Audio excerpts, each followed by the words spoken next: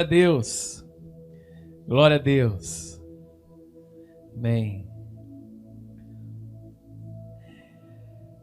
Atos capítulo 15, verso 6, a partir do verso 6,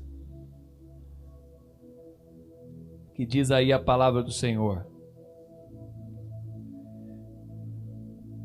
15, Atos 15, verso 6, vamos ler até o 11, ó. Então os apóstolos e os presbíteros se reuniram para examinar a questão. Havendo grande debate, Pedro tomou a palavra e disse: Irmãos, vocês sabem que desde há muito Deus me escolheu entre vocês, para que da minha boca os gentios ouvissem a palavra do evangelho e crescem.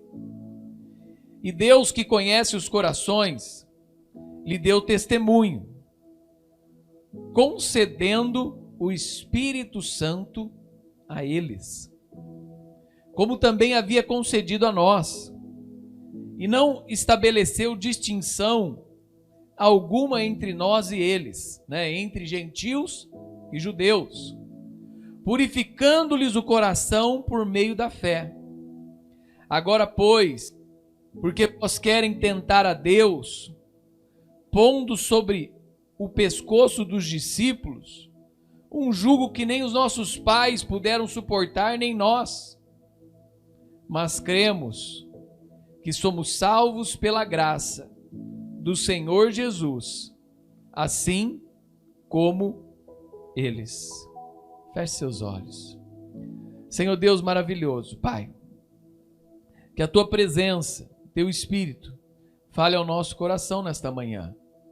Que o Senhor, Pai, derrame a Tua palavra sobre nós e que nós possamos sair daqui alimentados pela Tua palavra, e essa palavra de fé, essa palavra de esperança, essa palavra de unidade, essa palavra que nos ajuda, Senhor, a compreender que em meio ao Evangelho,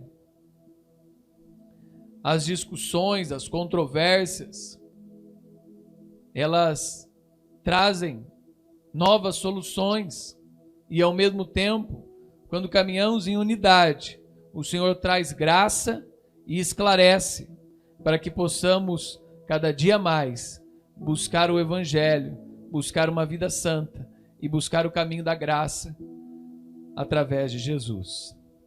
Senhor, abençoe-nos nesta manhã com o Teu Espírito, em nome de Jesus. Amém. Amém. Aqui havia uma controvérsia, primeiramente no livro de Atos, nós vemos Jesus pedindo para que os seus discípulos ficassem em Jerusalém até que sobre eles fosse derramado poder. Que eles ficassem ali, recebendo essa ordenança. Eles ficaram e permaneceram no cenáculo, ali tinha 120 pessoas, quando foi derramado o Espírito Santo, ali em Atos 2. Então tem essa mensagem de Jesus e o Espírito Santo é derramado. Depois de um tempo, Deus começa a mover no meio da igreja e a tocar pessoas para que pregassem fora de Jerusalém, fora da Judéia, fora de Samaria. Paulo, Barnabé começaram a pregar. Os cristãos foram ali pela primeira vez chamados de cristãos em Antioquia, uma cidade fora dessa região. E também, certo dia ensolarado como esse, aquele dia que você fica muito sol, fala que Pedro foi ao terraço de um lugar e teve uma visão, e Deus fala para ele não considerar impuro aquilo que Deus já tinha purificado. E ele entende essa mensagem e ele vai pregar o evangelho aos gentios. E Deus fala para ele, vai à casa de Cornélio, isso em Atos 10. É outro derramar do Espírito Santo, mas agora não é um derramar naqueles que tinham descendência judia, ou judaica, mas um derramar do Espírito Santo sobre aqueles que tinham descendência entre os gentios, outros povos, outras nações, pessoas que não tinham nenhuma base da religião judaica. E Deus derrama o Espírito sobre eles. Só que aí Pedro volta, é uma controvérsia na igreja. essas pessoas têm que ser circuncidadas, essas pessoas não têm que ser circuncidadas, essas pessoas têm que seguir as tradições judaicas. Elas não têm que seguir as tradições judaicas, elas vão seguir só o que está na palavra de Deus. Porque naquele tempo, nesse tempo ainda, não tinha nenhum Novo Testamento. Era só o Antigo Testamento e os ensinos de Jesus. Alguns estavam começando a escrever. Então tinha toda essa controvérsia. E fala assim, então os apóstolos reuniram para examinar a questão. Então havia uma questão para ser examinada entre os líderes da igreja e decidir diante de algo novo que estava acontecendo.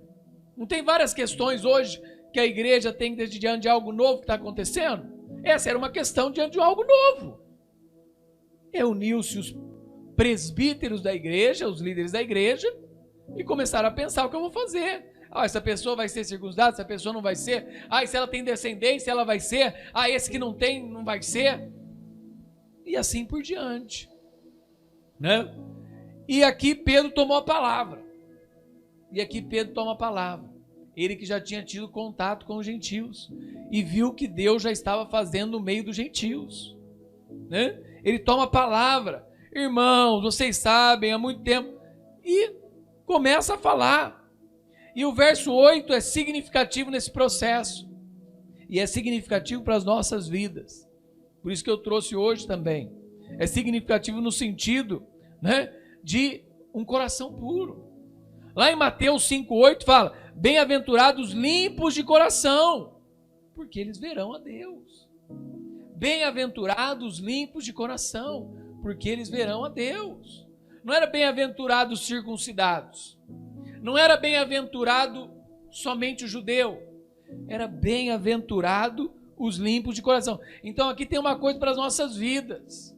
Para nós vermos a Deus, nós precisamos ter um coração limpo. Um coração limpo. É um primeiro princípio. Nós somos salvos pela graça, mediante a fé. E isso não vem de vós. É dom de Deus, diz lá em Efésios. Salvos mediante a graça, pela fé. Isso não vem de vós, é um dom de Deus. Não de obras, para que ninguém se glorie. Não é através de ninguém, não. Eu fui salvo pelo que eu fiz. Você não foi salvo pelo que você fez. Você foi salvo porque Jesus morreu na cruz, né, pelos nossos pecados. Você foi salvo pela obra de Jesus.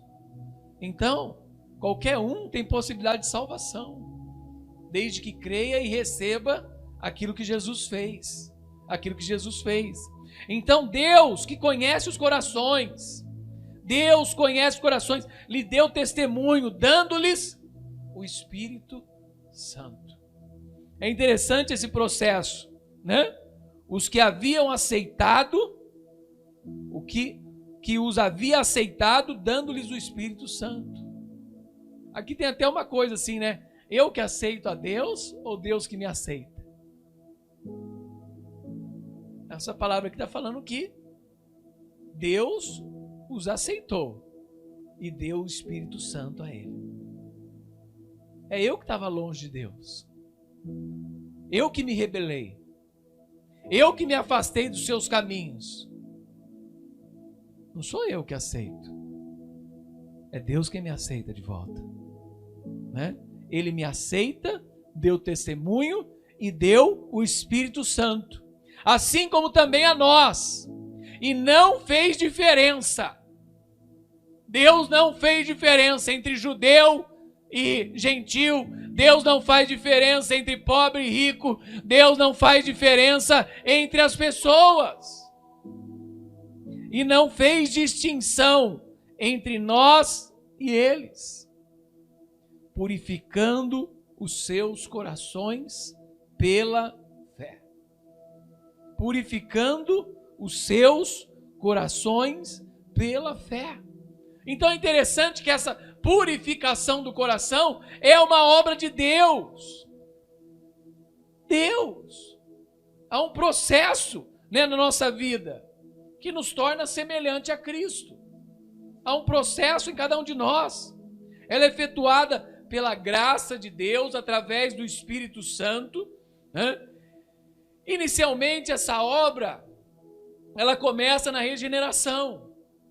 Lembra nesse processo de regeneração? Simultaneamente a justificação, quando nós somos adotados, regenerados e justificados. Nós somos adotados à família de Deus, gerados novamente, feitos justos pela obra de Cristo. Então, é nesse processo. E vai tendo uma obra contínua de aperfeiçoamento na nossa vida. Então, nós temos uma experiência que nós chamamos na nossa teologia de inteira santificação, né? Que é a segunda obra da graça, ou perfeição cristã, que ele purifica o nosso coração. Como acontece? Um ato instantâneo de Deus, que Deus vem e purifica, né? Um ato subsequente à regeneração, pelo qual os crentes são libertos do poder do pecado. Tenho opção, né? Tenho força para não pecar. Não quer dizer que eu não vou pecar, mas tenho força para não pecar. Levado a um estado de inteira devoção a Deus e obediência, de amor perfeito, de busca. É Deus tocando e nos batizando com o teu Espírito Santo. Mas esse ato é o quê? De pureza do seu coração, por meio da fé, né? Mediante a fé. Agora, pois, porque vocês querem tentar Deus, pondo sobre o pescoço deles um jugo pesado. Então, é interessante esse processo, né? A inteira santificação, ela é provida pelo sangue de Jesus, realizada instantaneamente pela graça, mediante a fé. Uma experiência, né? Chamada, na nossa teologia, ela é chamada de perfeição cristã, perfeito amor, batismo com o Espírito Santo, santidade de vida, né? É a inteira santificação. E uma das frases de Wesley nesse trecho, ele fala que o coração é o assento da pureza. No coração se assenta a pureza, né? Porque no coração, Deus purificou o coração. Quando Deus derrama o Espírito Santo sobre a nossa vida, o ato interior de Deus é purificar o nosso coração. Purificar o nosso coração. Tem um trecho de 1 Pedro 1:22 que fala assim: purificando as vossas almas pelo Espírito, na obediência à verdade, para o amor fraternal não fingido. Amai-vos ardentemente uns aos outros, com um coração puro. Amai-vos ardentemente uns aos outros, com um coração puro, obedecendo à verdade. Obedecendo à verdade. 1 Pedro 1:22, né? Então, com o ato de Deus na nossa vida, nós temos um coração puro para obedecer e amar a verdade, andando em uma vida santa, andando numa vida com Deus. 1 João 3,3 fala: qualquer que nele tem essa esperança, purifica-se a si mesmo, como também ele é puro.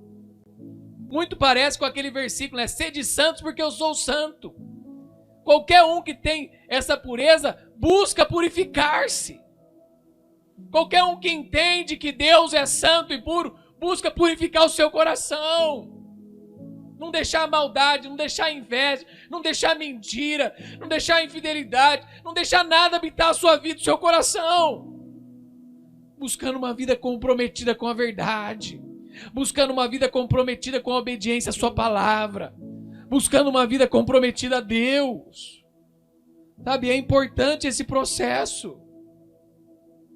Jeremias 31, de 31 a 34 fala: eis que vem dias, diz o Senhor, em que farei uma aliança nova na casa de Israel, com a casa de Judá, não conforme a aliança que eu fiz com os seus pais, não conforme a antiga aliança da circuncisão, que eu fiz com seus pais, no dia em que tomei pela mão para os tirar da terra do Egito, porque eles invalidaram a minha aliança, apesar de eu os haver desposado, diz o Senhor.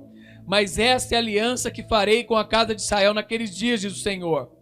Porei a minha lei no seu interior e a escreverei no seu coração. E eu serei o seu Deus, e eles serão o meu povo. E não ensinará mais cada um o seu próximo, nem a cada um seu irmão, dizendo: conhecei ao Senhor, porque todos me conhecerão, desde o menor até o maior deles, diz o Senhor, porque lhes perdoarei a sua maldade, e nunca mais me lembrarei dos seus pecados. A intenção de Deus, uma nova aliança, mas uma aliança a qual Ele estará no nosso interior e no nosso coração. Não é uma aliança só de tradição, não é uma aliança só de palavra, não é uma aliança só de boca para fora ou de circunstâncias do nosso corpo, mas é uma aliança interior. A intenção de Deus é habitar o nosso coração. A intenção de Deus é habitar a nossa vida. A intenção de Deus é nos conceder o Espírito Santo, né? Cremos, somos salvos pela graça do Senhor Jesus, e que Deus vem com teu Espírito habitar sobre nós, purificar o nosso coração. Desejo meu esta manhã que você tome essa palavra e busque cada vez mais o Espírito Santo, busque cada vez mais uma vida santa, busque cada vez mais uma vida comprometida, busque cada vez mais tirar do seu interior aquilo que não agrada a Deus, para viver esse amor, para viver essa obediência, vivendo com um coração puro. Sabe, tem algumas coisas que não afetam você, não afetam sua vida, porque você está em paz com Deus, em paz com o Senhor, está pronto para quando Jesus voltar, e está servindo Ele nessa terra. Quando nós temos um coração puro e estamos cheios do Espírito Santo, eu estou servindo a Jesus, eu estou servindo a Cristo, estou fazendo a sua obra. Sabe quanto alegra a gente quando a gente, tipo essa semana, recebi 2 mensagens dos missionários, e o que Deus está fazendo, mandei até, eu só não pude mandar a foto para vocês, né, porque eles me mandam a foto, você abre, a foto some, porque é num lugar fechado, mas uma muçulmana ali se converteu e foi batizada, sabe? Deus está fazendo a sua obra em vários cantos do mundo, fechados para o evangelho, fechados para a igreja. Policiais já bateram na porta desses missionários 5 vezes só esse ano. Continuam lá, pregando o evangelho, em um ambiente totalmente controverso, né? Em um ambiente totalmente hostil a Cristo, e eles estão lá pregando o evangelho. O outro missionário mandou, né, construir na casa dele no meio da Amazônia, né? Voltando de uma viagem missionária, e Deus fazendo a sua obra, né? Ele casou com uma pessoa de uma civilização indígena da Amazônia, e hoje eles estão viajando vários povos ribeirinhos pregando o evangelho. E estão construindo a sua casa lá, não sei se fala pau a pique, mas é sua casa de madeira, lá no meio da Amazônia, né? Então estamos participando da obra, como uma igreja pequena, aqui localizada num bairro da cidade, mas com seus braços estendidos para a Europa, com seus braços estendidos, né, para o Sudeste Asiático, com seus braços estendidos para a África, com seus braços estendidos para o sertão, com seus braços estendidos para a Amazônia, servindo e podendo apoiar esses missionários, né, que estão levando a mensagem, estão cheios do Espírito Santo, levando a mensagem. Ezequiel 36, de 25 a 27, fala assim: então aspergirei água pura sobre vós, e ficareis purificados. De todas as vossas imundícies e de todos os vossos ídolos vos purificarei. E dar-vos-ei um coração novo. Porei dentro de vós um espírito novo. Tirarei da vossa carne o coração de pedra, e vos darei um coração de carne. E porei dentro de vós o meu espírito. E farei que andeis nos meus estatutos, e guardeis os meus juízos, e os observeis. A intenção do Senhor é colocar dentro da nossa vida o seu Espírito. É nos encher do seu Espírito Santo, para que possamos viver nessa terra, levando a sua palavra, levando o seu evangelho, anunciando a Cristo em todos os lugares aonde nós estivermos. Que Deus possa te abençoar essa manhã, que você possa buscar um coração puro, que você possa buscar uma vida santa, que você possa buscar um espírito onde o Senhor possa encher o seu Espírito Santo. Busque a Deus, se consagre. Em meio à consagração, Deus vai derramando o teu Espírito, derramando a tua presença na nossa vida. Vamos orar. Se quiser chegar aqui ao altar, se você quiser dobrar os seus joelhos aí onde você está, se você quiser colocar a mão no seu coração, né? Buscando, Senhor, eu quero ser cheio do teu Espírito. Senhor, eu quero ser cheio da tua presença. Vou convidar o pastor Rogério para nos dirigir nessa oração.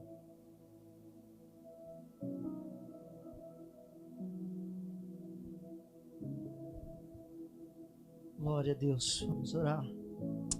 Pai amado, mais uma vez nós te louvamos, Pai. Nós ouvimos a tua palavra, Senhor, e o Senhor ministrou o nosso coração. Nessa manhã, Senhor, nós pedimos que o Senhor venha com poder e glória sobre a tua igreja, sobre o teu povo, que aqui estão com os seus joelhos dobrados, buscando o Senhor, meu Pai, e nós pedimos, Espírito Santo de Deus, que o Senhor venha tocar, que o Senhor venha tocar em nós. Queremos ser cheio do Senhor, meu Pai, cheio do teu Espírito Santo, Pai. Nos enche, abrimos nosso coração nessa manhã, para que o Senhor venha entrar, fazer morada no nosso coração, na nossa vida, nos encher para sair cheio do teu Espírito Santo, cheio de sabedoria, cheio da tua graça, para poder enfrentar as diversidades todos os dias com o Senhor. Em nome de Jesus, Pai, muda o nosso viver, muda o nosso coração, muda a nossa maneira de ser. Muitas vezes, Pai, transforma, Senhor, em nome de Jesus. Pedimos a tua graça, pedimos a tua unção sobre o teu povo nessa manhã. Enche, Espírito Santo de Deus, enche, Espírito Santo de Deus, com a tua unção. Sopra o teu Espírito nesse lugar, sopra o teu Espírito neste lugar, no nome de Jesus, no nome de Jesus, que nós oramos, crendo na tua vitória, crendo que o Senhor é Deus em todo tempo, meu Pai. Ah, Senhor, em nome de Jesus, Pai, nos colocamos diante da tua presença, nos colocamos diante do Senhor, prostrados a teus pés, dizendo que tu és Deus, dizendo que nós te amamos, nós te adoramos e nós te exaltamos, no nome de Jesus, porque tu és Senhor das nossas vidas, Pai. Seu Senhor em todo tempo na nossa vida, seu Senhor em todo tempo no nosso viver, na nossa caminhada, nos direcionando, não nos deixando cair em tentação, mas livrando do mal em todo o tempo, no nome de Jesus. Louvado seja o Senhor. Glória a Deus.